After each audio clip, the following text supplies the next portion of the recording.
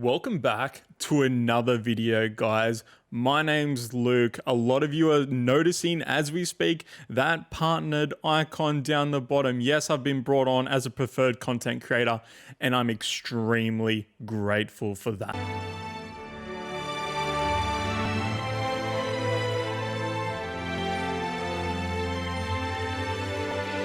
Now, tonight, we're going to be talking about cores. A lot of you veterans, this isn't not going to apply to you, but these questions get asked a lot. How do I get more cores? What different methods are there within the game? I know a lot of people know this already, but I'm going to go through a couple of methods that I've done over my experience to hopefully answer those questions for people coming into the game, or even people in the game that have been playing for a significant amount of time and just want another solution to perhaps just doing regionals or instances. So we'll go through a couple of them. Enjoy. Yep, I know what you guys are thinking. Just another castle video. Yeah, and you're not wrong. You're actually right. I mean, it's one of the best methods by far to farm gear. Not only is it good to do it, you can level at this place, being a particular level. Yeah, sure, you won't always get purple gear depending on the level that you currently are. But for the people that are 30, 35, you're going to get a considerable amount of, yellow gear, which converts to cores. And with all the recent changes now, you're going to get a lot of cores. Now, not only is this place good for cores, the Salamander event that's currently happening, you'll get a shit ton of coins. And I mean a ton. I was here for an hour, maybe an hour and a half, netted about 500-600 coins. It's not bad. I know what a lot of people are going to ask. The robe that I'm currently wearing is an Intrepid robe. It is not skinnable. It's unenhanceable. So you can't, unfortunately, use it as a skin. It's a blue piece. You can get it as a purple piece, whatever. But there's nothing you can do about it. Now, I'm approaching the Castle Ruins, as we just discussed. Sally's right there. And this is basically all you do. You come to the castle, you group all these mobs together, and you mow them down. Now, like I said, plenty of Sallys. They will continuously spawn as you fight these monsters. Now, this is the probably best way for gear as well as coins at the moment, in my opinion. It is best to do with a partner. You can get chained, and it is a little bit annoying.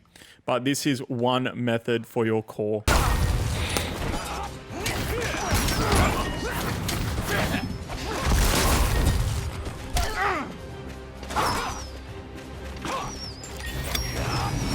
There's a couple of things to mention if you do decide to do this farm. One, during core time, peak time, whatever you want to say, there are PvPers here. It is possible to get PvP'd. Does happen. Knowing how popular the spot is, PvPers just come here, bombard, kill you. It's happened to me a couple of times. It is what it is. The other great thing about the castle spot is once you fill up your bags with purple gear, so we just got 2 or 3 drops there, purple gear, 1 pull, nice and easy, 300 cores, happy days, is that there's a fire right here. So you just constantly rotate backwards and forwards, go, hey guys, be right back, just DE and everything, run back up that mountain, off you go. This is my method number 1. Method number 2, regionals are a great source of cores. Didn't quite understand how great until I tried this myself recently. Now, granted, I did every single regional there was on the map, and I netted myself about 19k cores. Now, I've done that twice, and it is pretty accurate. It's between 15k, 19k cores. It did probably take me a couple of hours with a partner, so not too bad, but I mean, it is quite mind-numbing if you were to do it every day. So what I would suggest is, even if you just hit these regional bosses to grab the chest, to put them in your inventory, to open them all at once, whatever, fantastic source of cores. Not a drama. The ones that you don't have to worry about, you might not want to go farm mushrooms or kill ghosts or bandits, whatever that they are. But by all means, each one of these regionals is potentially 100 cores. Now, the bosses, I've gotten 2 weapons from a box, netted me 600 cores. One boss, less than 50 seconds. So regionals is Well, obviously, number 2. Now, it is prudent to keep in mind that the regionals won't always drop you purple gear depending on your level. So if you're under that level 30 threshold, you're going to get a shit ton of blues. Above 30, you start getting purples. 35, you get all purples. So there is that silver lining as you level up. Now, if anyone wants to correct me of what I just said, please feel free in the comments. I could be wrong. It's time to grab a partner. By having a partner, you can farm instances over and over for boxes. It's unlimited.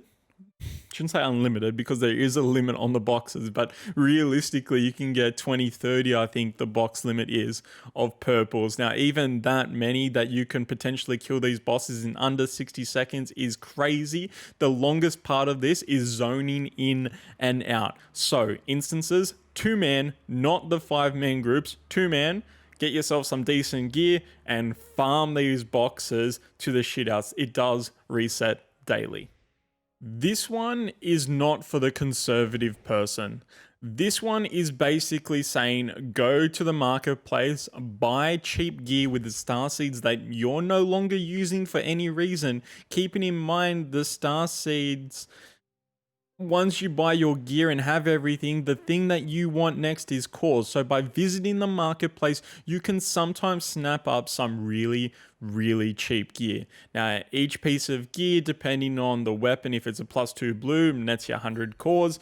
If it's purples or whatever, again, hundreds and hundreds of cores. Now, I'm not going to say spend 5k per item. What I'm saying is that any items that you find under 1,000 seeds, it is kind of borderline whether it's worth buying. For example, if you get 40,000 star seeds every day and you so happen by chance, which is unlikely these days upon looking at the marketplace, get 40 items, all right, it's 4k cores. You didn't do anything. You literally came to the marketplace, bought armor, weapons, whatever, and you're walking away with cores. Even if you don't play that day, I still suggest that you log in, grab your star seeds, hit the marketplace, scour through, buy them, and you're walking away with star seeds and cores potentially.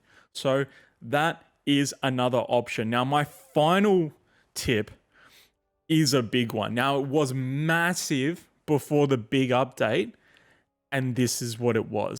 People ask me how the hell I stayed ahead when I've been gone for months with baby, as most of you know.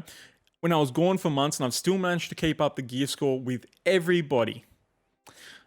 How I did that was I bought thousands of silver ingots. They were between 50 and 150 star seeds each. Now, you can kind of kiss this method goodbye, but it is worthwhile looking. So what I did was I bought a shit ton of silver ingots, paired up with frags, the Noxious Ghoul, the Murderer, and the Black Knight. Now, when I was looking at this, you still can snap these up for cheap, but as long as you get the ingots for cheap as well.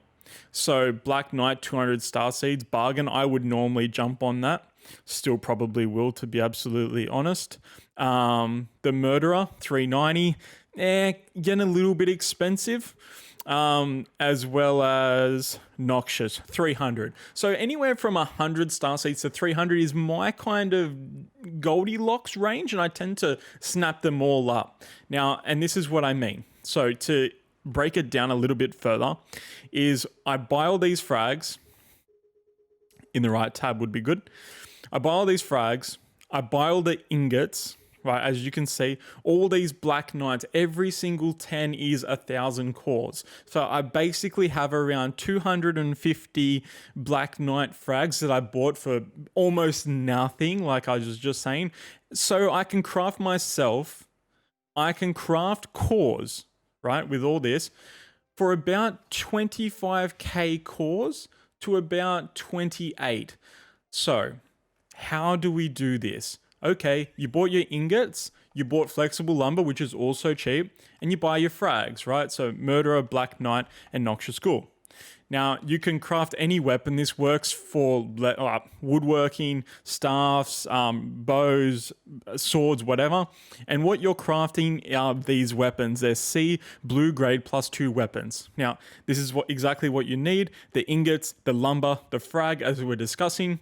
You craft a lot of these and then you hit up the fire. So you'd obviously do this where there's a craft station and a fire pit right next to each other so you don't lose a ton of time, and you craft your cores. Now, before the big update, before we were starting getting all these free cores from the regionals, this method was fantastic. A handful of people knew about it, probably even a little bit more. But again, this method is for people that have nothing to do or nothing to buy, I guess, with their star seeds, that they just want cores. This is a fantastic method. Even till today, I still do it. If you can walk away for a 500, 600 star seed spend per weapon, that's 100.